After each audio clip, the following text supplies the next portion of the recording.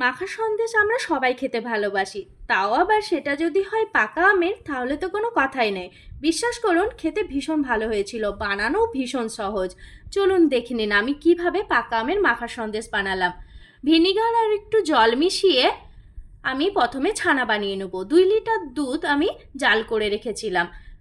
2 litre দুধে আমি vinegar আর জলের মিশ্রণটা দিয়ে দিলাম, তৈরি হয়ে গেল ছানা। আমি সাধারণত ভিনিগার দিয়েই ছানা বানাই, এতে ছানার পরিমাণটা খুব ভালো হয়। ছানাটা জল ছাকতে দিয়ে দেবো, উপর থেকে একটু ঠান্ডা জল দিয়ে দিলাম, এতে ছানার যে টক ভাব সেটা চলে যায়। 2টো পাকা আম নিয়েছি, খোসা ছাড়িয়ে নিচ্ছি, আঁটিটা ফেলে দিয়ে আমি মিক্সিতে ভালো করে আমের একটা পেস্ট বানিয়ে নেব। 2টো পাকা আমের একটা গোটা আর একটা অর্ধেক লেগেছে। ছানাটাকে আমি ভালো করে মেখে নিচ্ছি, 3 থেকে 4 মিনিটের মতন আমি ছানাটা মেখে নিয়েছি। খুব ভালো মসৃণ হয়ে গেছে ছানাটা, একদম দানা থাকবে না। আর পাকা আমের যে মিশ্রণ বাটাটা আমি সেটাও দিয়ে দিলাম, ভালো করে ছানার সাথে মেখে নিলাম। এদিকে একটা পাত্রে গরম জল করেছি, তাতে দিয়ে দিলাম গুঁড়ো দুধ।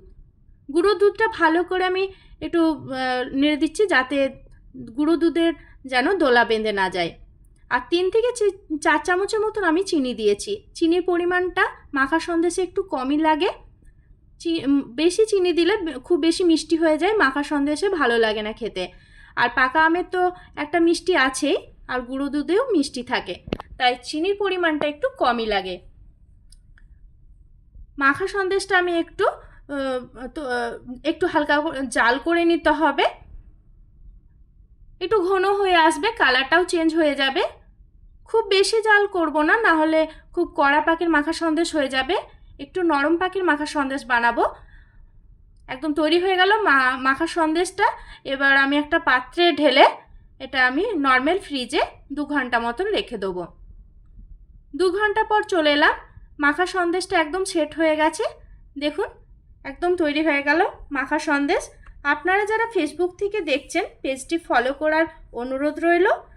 আর যদি ইউটিউব থেকে দেখছেন, চ্যানেলটিকে সাবস্ক্রাইব করার অনুরোধ রইল। আজকের মতো বিদায়, টাটা।